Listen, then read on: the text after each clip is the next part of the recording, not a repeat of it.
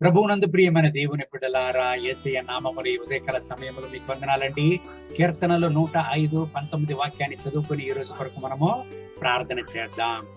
అతడు చెప్పిన సంగతి నెరవేరు వరకు యెహోవా వాక్కు అతని పరిశోధించుచుండెను. అవును ప్రియమైన దేవుని బిడ్డలారా, దేవుని వాక్కు నెరవేరు వరకు యోసేపు దేవుని వాక్యముతో పరిశోధించుచుండెనంట. ఎందుకండి?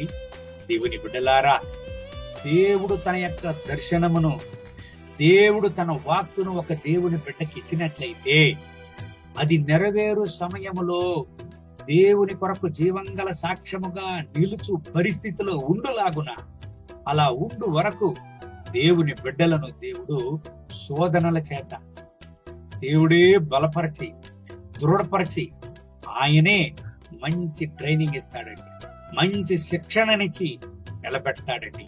దేవుని బిడ్డలారా, యోసేపు జీవితం మాత్రం కాదు, ఈనాటికి మన జీవితంలోనూ అంతే. ఈ ఉదయకాల సమయంలో ఈ దేవుని వాగ్దానాన్ని మీరు వింటున్నారు. నా ప్రియమైన దేవుని బిడ్డలారా, ఎటువంటి పరిస్థితుల్లో మీరు ఉంటున్నారు? ఎటువంటి పరిస్థితుల్లో మీరు ఉంటున్నారండి? శోధనల ద్వారా మీ జీవితాన్ని కొనసాగిస్తున్నారా? శోధనల పైన శోధన, పోరాటాల పైన పోరాటాలు మీ జీవితంలో వస్తున్నారా?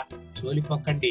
దేవుని యొక్క దర్శనాలు, వాక్కు మీ జీవితంలో జరిగేటప్పుడు, నెరవేరేటప్పుడు మీ అన్ని ఉపద్రవాలు మాయమైపోవు, మీ అన్ని కష్టాలు మాయమైపోవు. దేవుని కొరకు జీవంగల సాక్ష్యంగా మీరు నిలిచెదరు. దేవుడు ఒక దేవుని బిడ్డను శోధిస్తున్నాడు, శిక్షణనిస్తున్నాడు అని అర్థమైపోతే ఏమండి మనం చేయాలి? అన్ని వదిలేసి దేవుని సన్నిధిలో ఉపవాసంలో ఉండేది చాలా మంచిది. ఉపవాసము, ప్రార్థన మరియు దేవుని వాక్యాన్ని ధ్యానిస్తూ ఆయన పాద సన్నిధిలో ఉండినట్లయితే దేవుడే మనల్ని బలపరిచి ఆయన కొరకు గొప్ప సాక్ష్యంగా నిలుపుతాడు.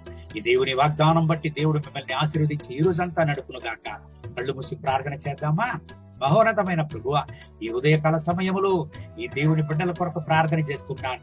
వీళ్ళను ఆశీర్వదించండి, బలపరచండి, రక్తపోట్లో దాచుకోండి, దీవించండి నాయనా.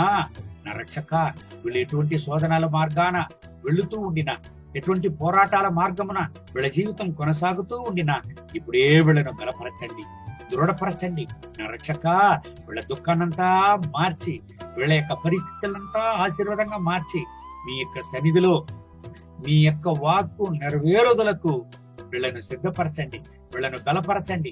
అనేక మంది ముందు సాక్ష్యంగా నిలబడి యోసేపుతో మీరు ఉండారు అని దేవుని వాగ్దానం చెప్తుంది నాయన.